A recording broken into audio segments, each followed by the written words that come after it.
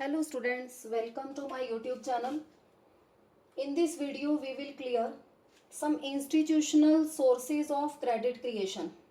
We have already cleared in the part 3 of rural development. We have cleared institutional and non-institutional sources of credit, and today's topic is related to all the institutional sources of credit.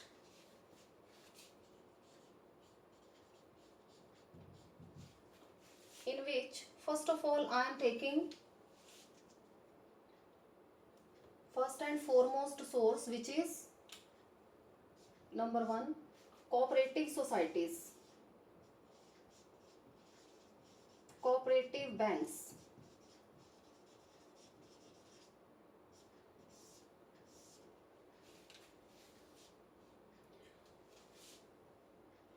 After independence, Government of India has started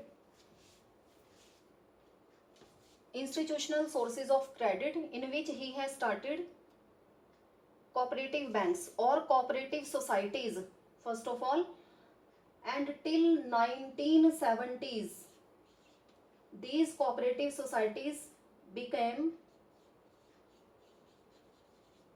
an essential part of institutional sources of credit.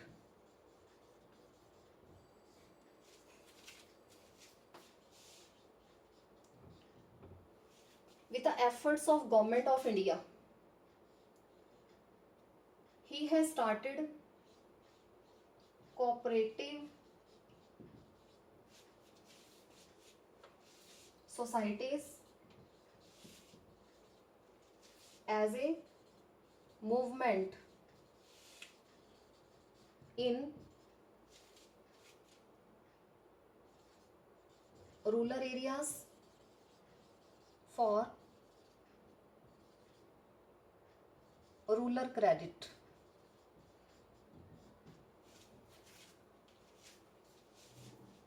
Till 2017-18 their contribution was 15% of the total rural credit.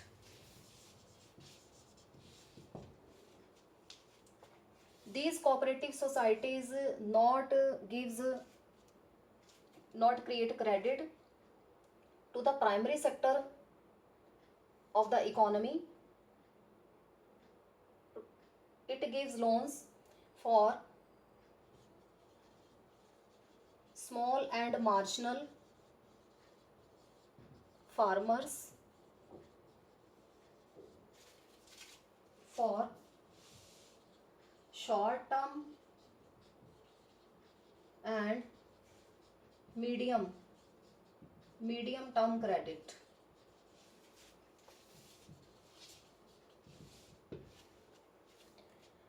Another institutional source of credit that was Land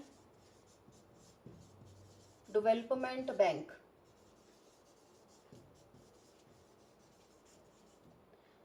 These land development banks, they provide loans for long period on the basis of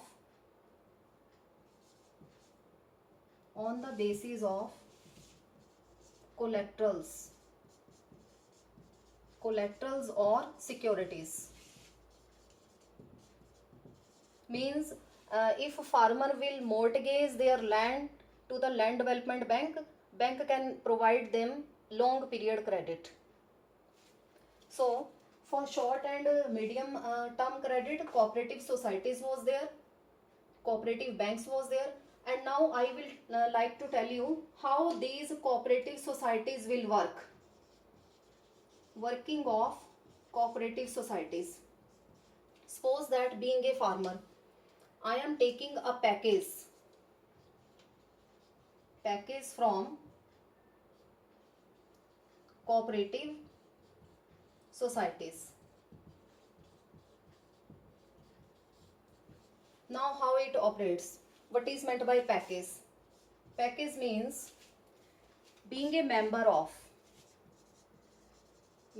of cooperative society. So I am a member of cooperative society. Cooperative society will work for me. First of all, how it works? How it helps me? It will help me. First of all, it will provide fund for land reform. Then it will give fund for seeds, HYV seeds. It will provide seeds to me. Then it will provide fertilizer. Then it will give pesticides. Then it will provide insecticides.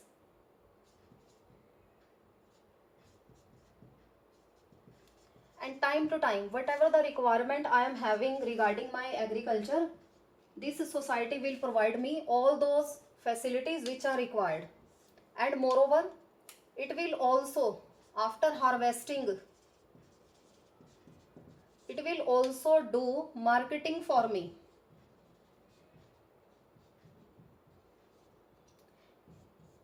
If I am not having a good bargaining power, then these cooperative societies can also marketing for me, and they can because I have taken a package, so on the basis of this package, after sale of my crop in the market, they will give my share to me.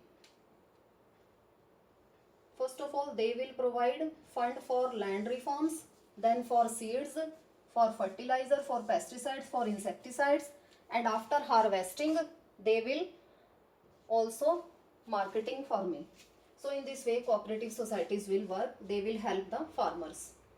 Number 2, commercial banks. Commercial banks. Up to 1969, these cooperative societies helps a lot of the government. But after in 1970s, after the nationalization of banks, as well as nationalization of banks in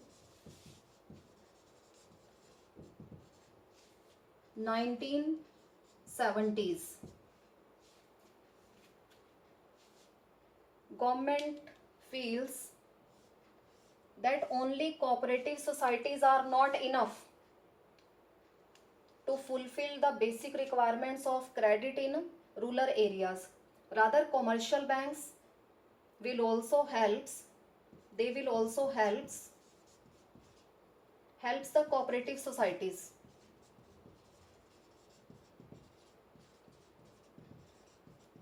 for the credit creation. Till 2017-18, at present, the total contribution of commercial bank is 75%. And according to one estimate, commercial banks kept 40% of their credit creation,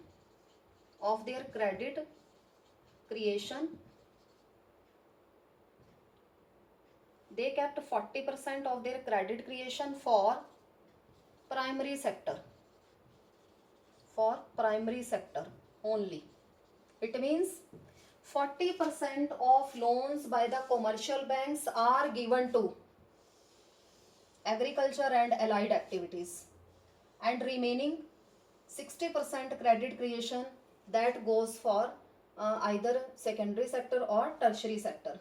So this was the estimation. It means total credit requirements 15% are covered up by cooperative societies, and 75% credit requirements are covered up by commercial banks. It means total 90%. So 90% credit requirements are fulfilled by either these two institutions, cooperative banks or commercial banks. And now let us see, third one is regional rural banks.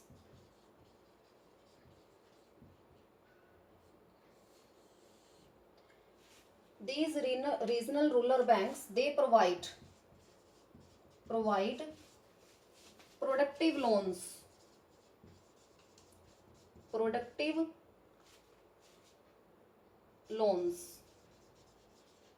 they provide loan for productive purposes,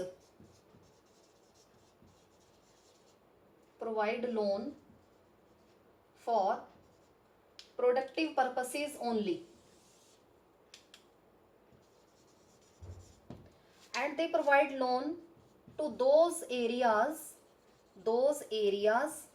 of production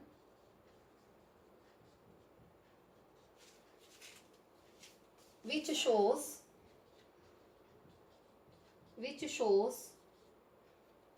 high potential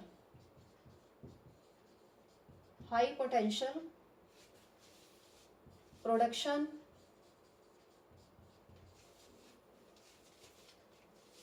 in agriculture in future.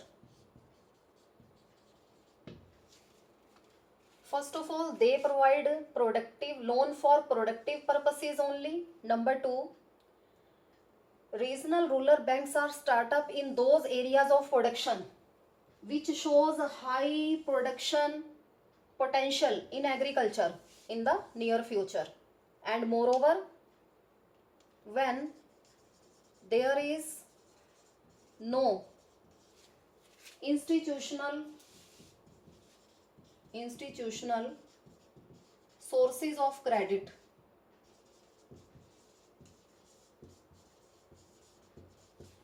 in that particular area.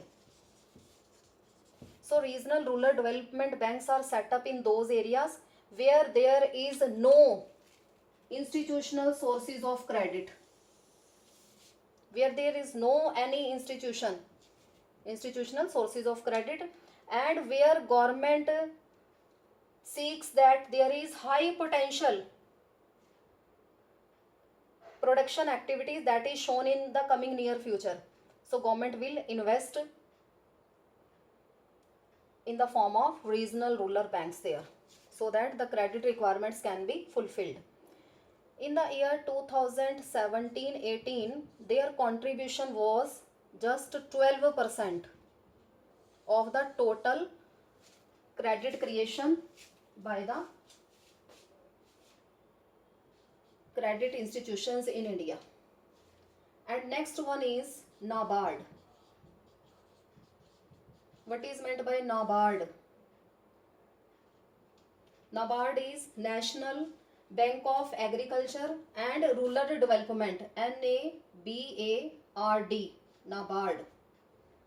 National Bank of Agriculture and Rural Development.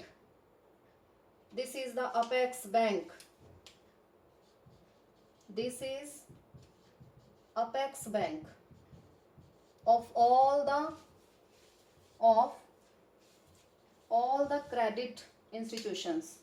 This is the apex bank of the country. All the credit institutions.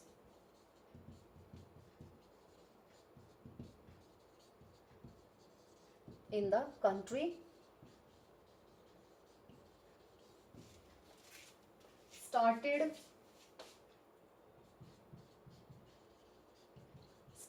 in 1982, started in July 1982.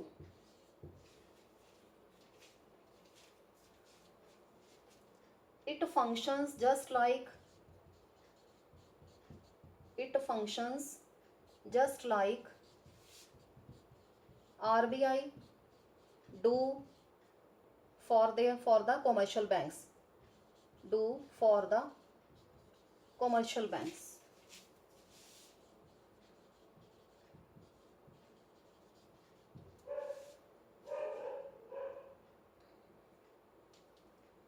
So this NABARD,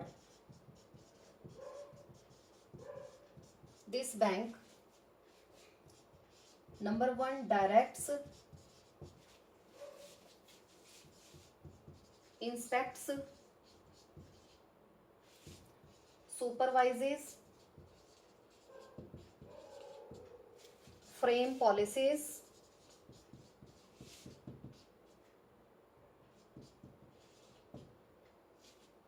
control all the credit funds and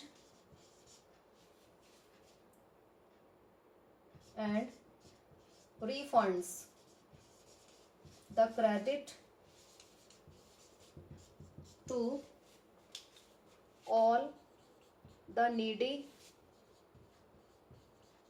or required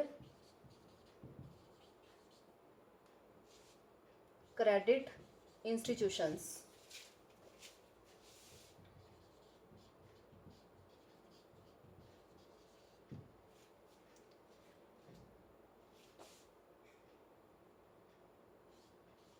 Cooperatives, cooperative banks,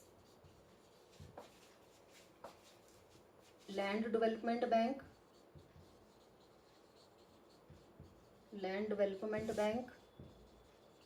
regional rural banks,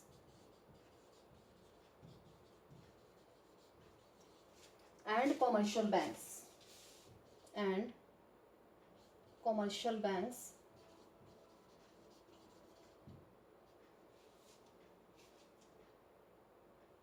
create credit for rural area under NABARD.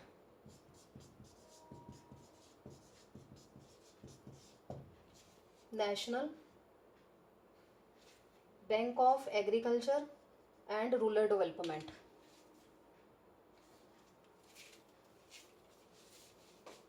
And next one is self-help groups.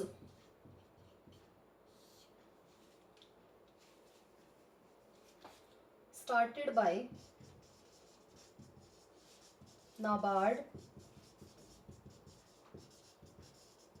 in 1992.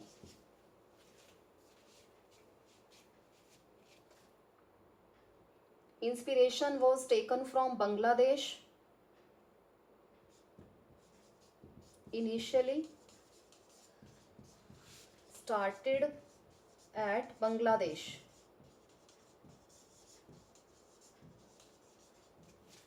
And what is meant by these self-help groups? Approximately a group of 15 to 20 members will be there, and they will start the group by contributing a little amount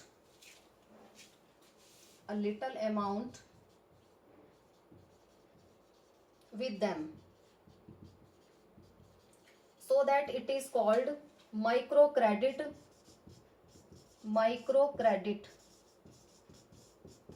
facility.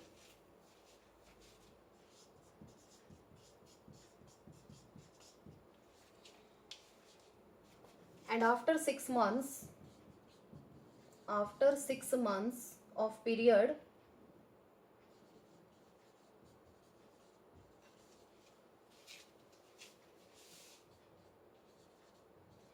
they will register themselves they will open up an account in bank. Although this self-help groups is a non-institutional source, but a little bit it is correlated with banks also. So in self-help groups, this group will provide loan to any member which is needed. To needy member, loans will be provided, and in self-help groups, unproductive self-help group will raise loan against unproductive activities.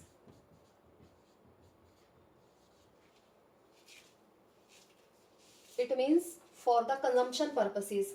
After a particular time period, because credit is creation on a very reasonable rate of interest, so after some time, yeah, after prescribed time which is fixed by all the members, the member who has taken credit, he will refund the credit in the form of small installments, and next loan will be provided to another needy member of self-help group. At present, approximately out of 86 lakh self-help groups, 86 lakh self-help groups, 73 lakh self-help groups are run by women only, are run by women's in rural area. Out of 86 lakh self-help groups, 73 lakh self-help groups are run by women in rural area, because in rural area we have already studied that women participation is much more than urban participation, and they can do many works just like any traditional rural work. Suppose that sauce and pickles activities they are involved in, and similarly doll making activities, and jute, from jute they can prepare some goods or commodities in this way, and moreover in packing they are involved. So in self-help groups, they can help themselves, and in this way we can see how these institutional sources of credit they can help the farmers, small and marginal farmers in rural areas. Rather, only land development bank, he will provide for loan for long period to the jamindars which are having much land with them, and by the mortgage of that land they can attain loans. So these are some institutional sources of credit, and we have studied in detail how they works for small and marginal farmers. So that's all regarding this topic, and our next topic will be related to rural marketing. So that's all regarding this chapter. Do subscribe the chapter, see all the videos related to rural development. Thank you. Have a nice day.